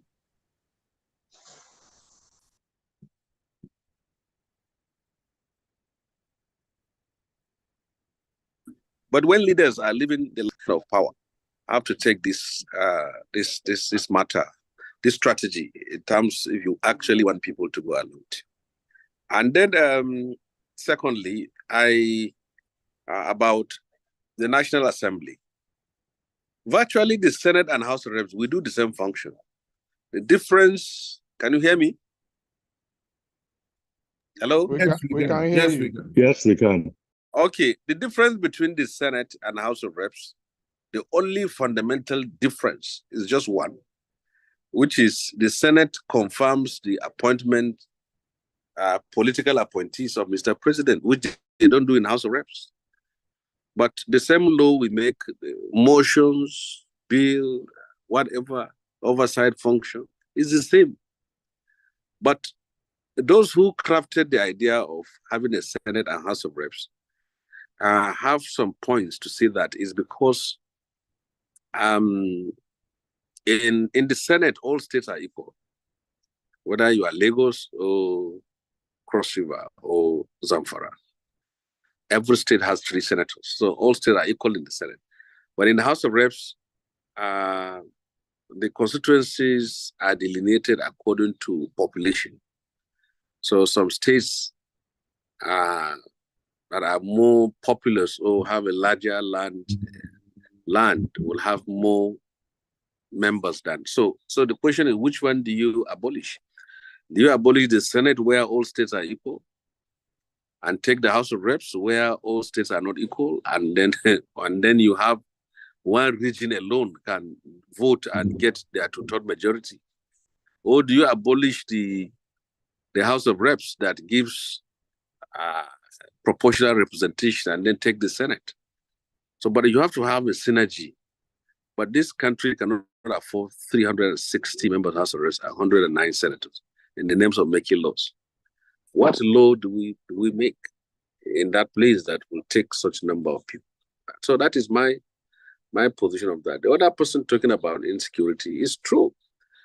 There are parts of my state where you can't even go to that place there at all, even controlled by bandits. In Niger State, over 50 communities have been displaced by bandits. The bandits sometimes even fight from each other.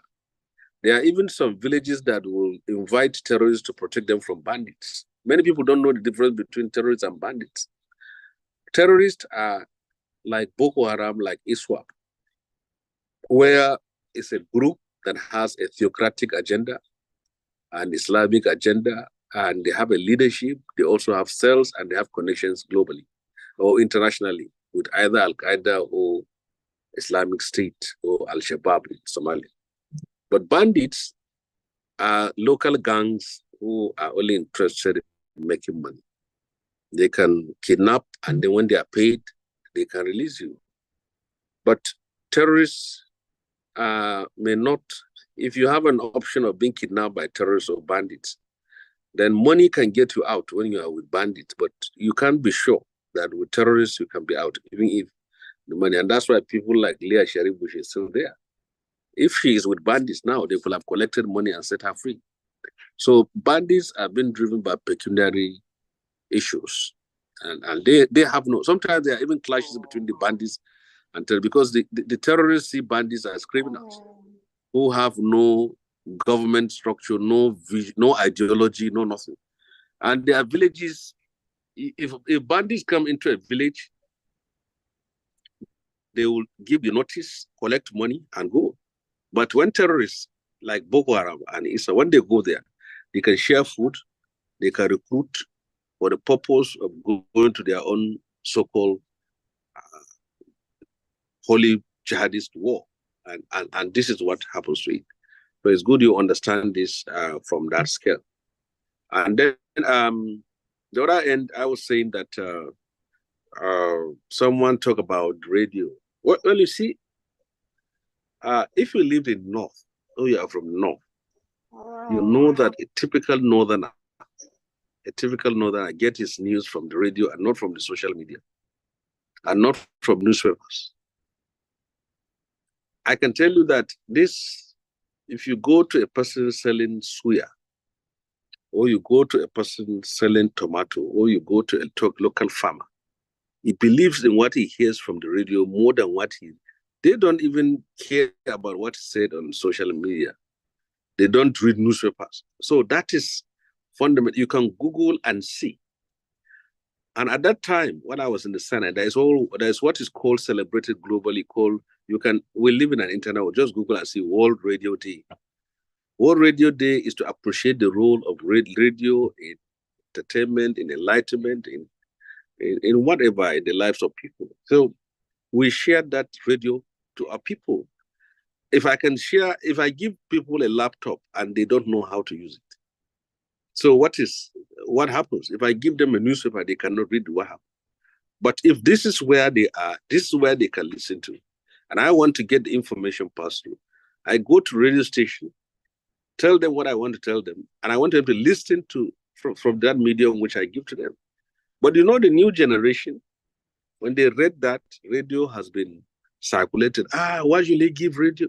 That you think is like you, that you are on Twitter, like you that you are on Instagram, like you that you are on Facebook. I can tell you, 80% of voters, especially in the northern part of Nigeria, 80% of them are those ones that vote people into position of authority. They don't care what is happening in social media. So they only listen to what they hear. And it's so easy. You don't need electricity to get to radio. You don't need interconnectivity. You don't need it. You simply get your information. So it's because of that. And I'm just giving you, enlightening you so that for you to know where these things are. I can't remember the other question because it is the last one. Anyone remember what he said? What he asked? Yes, the question he asked was, is today's Nigeria the democracy? Okay, yes, I remember. Yeah. In terms of whether this is a country we fought for, I can't say this is the kind of democracy that we fought for, because people were living a more peaceful life comparatively under the military than what we are having today. If not under this administration, you can't move from Kaduna to Abuja. See what happened. Train was attacked. Parents have to sell almost all their lands, their belongings, go into debt to pay kidnappers, bandits money to get their own loved ones out of captivity. And families are suffering as a result of this pervasive insecurity. In 1999, when we heralded into democracy, there was so much hope, so much expectation, and so much belief that democracy will bring peace, will bring justice, will bring a more united country, and will bring prosperity to our people. And so many things were promised, and there are so many hopes. But when you go through the journey, and you go back and see people who have died as a result of violence, crisis, riots, you can remember the Sharia riot in Kaduna State. You remember what has happened in Kano State. You have seen what Bakassi boys did. You have seen what happened between the OPC and people that are living who are non-indigenous. You can see all these things You remember all this that happened under Obasanjo administration.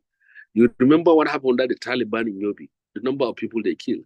See an insurgency, Boko Haram, for almost 1 decade. You actually, almost half of the period of any person born in 2000 to date, never know peace in his life. Because we have been all been somersaulting from one problem to another. Now, how can you look at this and say this is what he fought for? But the good side of it is that despite us facing problems, despite us having challenges, the good side of it is also that there is also still the opportunity to reset and reconfigure this country to the right direction.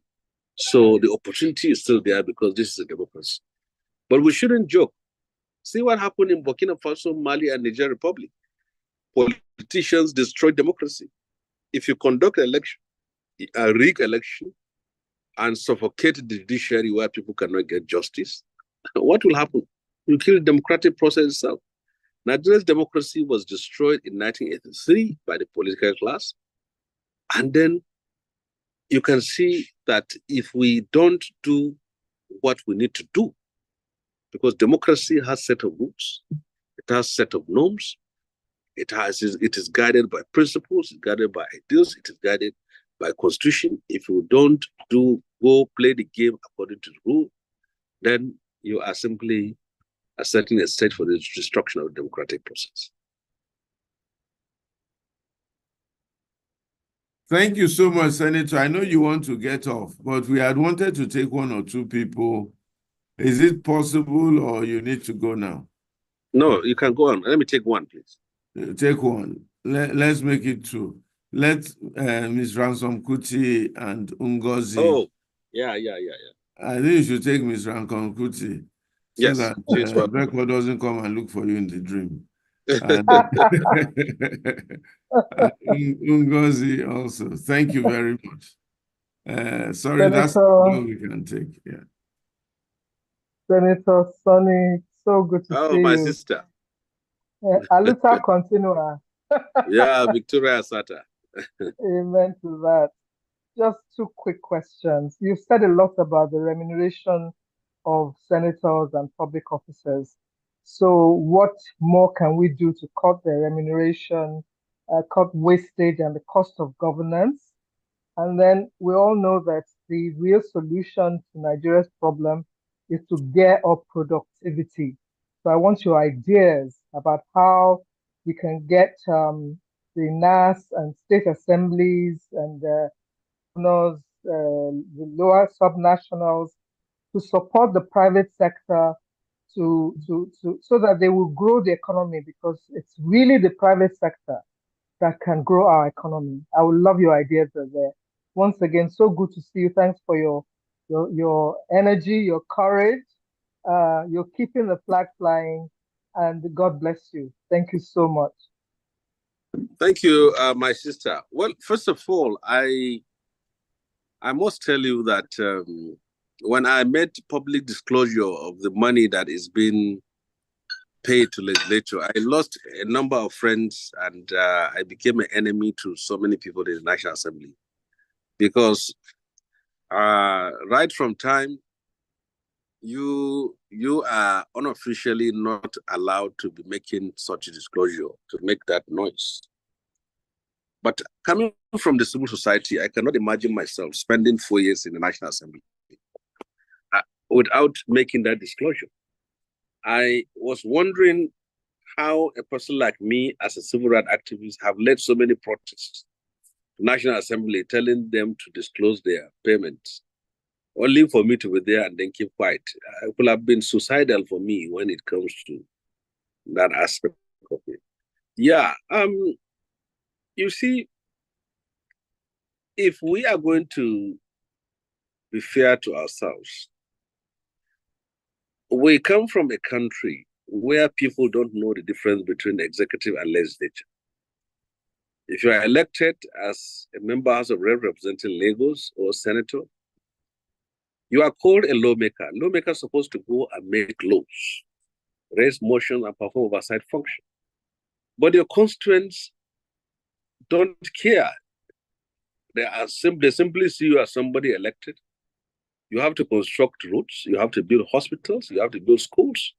As far as they're concerned, they don't care, and you have to give them money. We don't have that enlightened citizen where they will be able to differentiate between lawmakers and people elected at the executive level.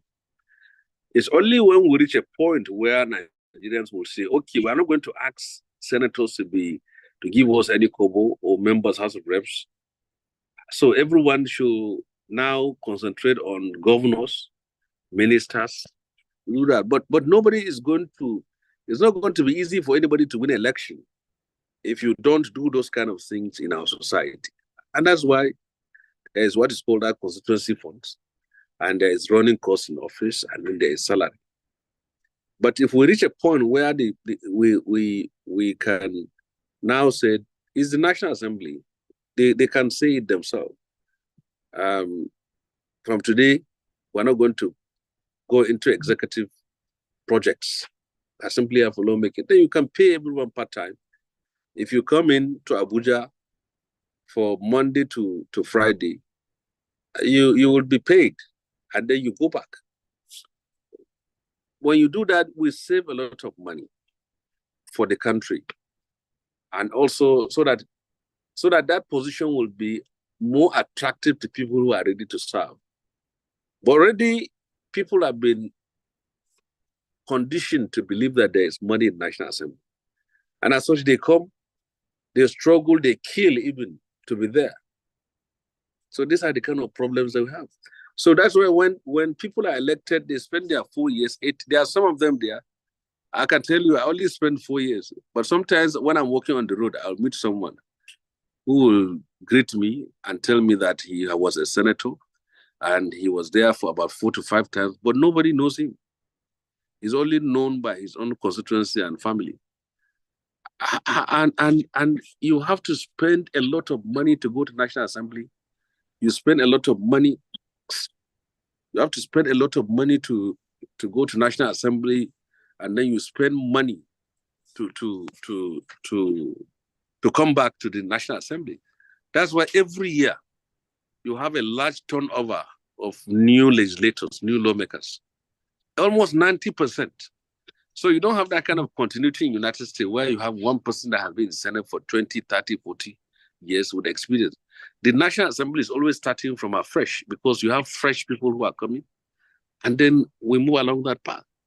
So President Bola Tinubu has the opportunity now to start doing that. We can say that we either forgo the Senate or forgo House of Reps, and then make a fundamental reconfiguring of the way legislators have been remunerated.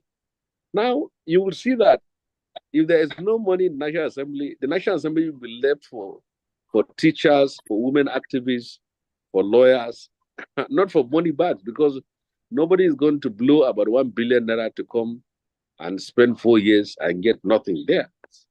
So I think these are all issues that we need to check, Madam. And I appreciate you from coming from a revolutionary family that has for years remained consistent in activism. And may God bless the soul of Dr. Biko Ransom-Kuti, and then your mother and your brother Olukoye, and then Fela. May all God bless their soul. Thank God you so bless much. you, What about the Clinton. productivity? How do we get support for productive policy that will engineer products? That's the way we're going to get out of our problems.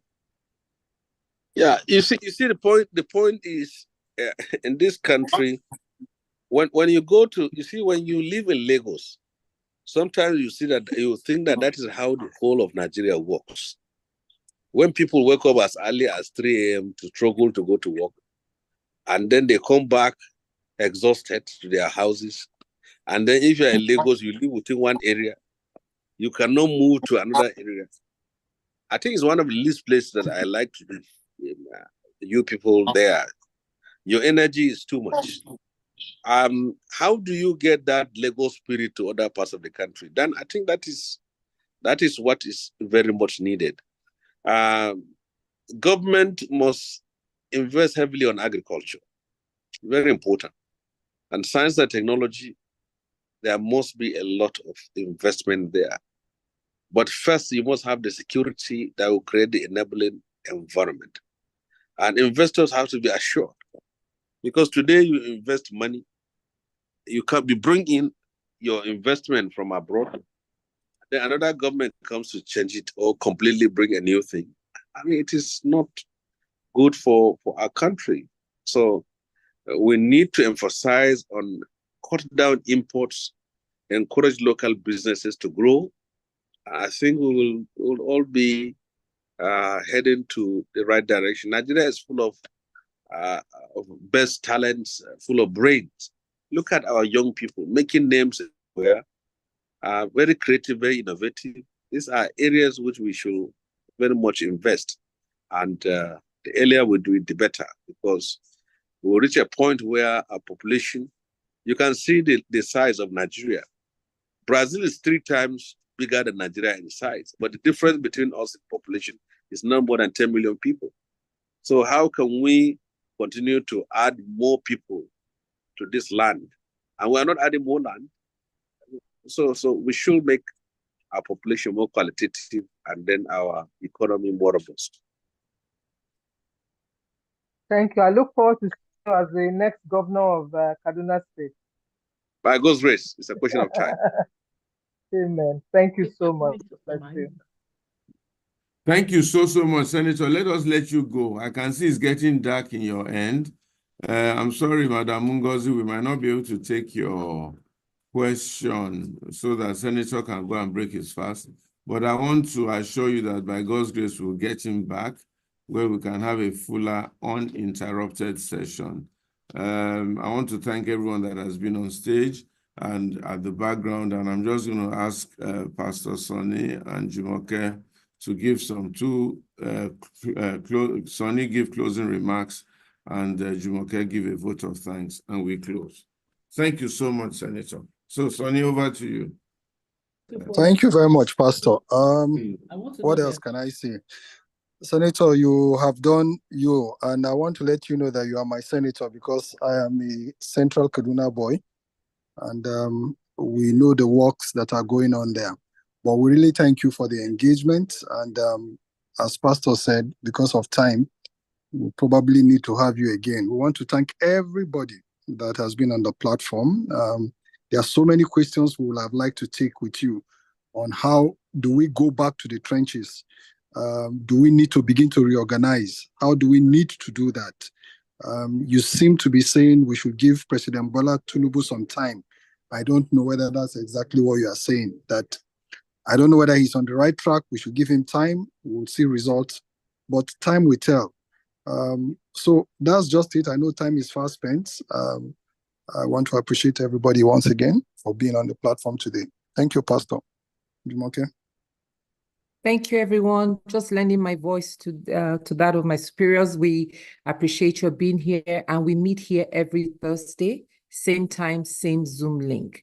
And this is a very important conversation, so we ask that you please share the link with your network.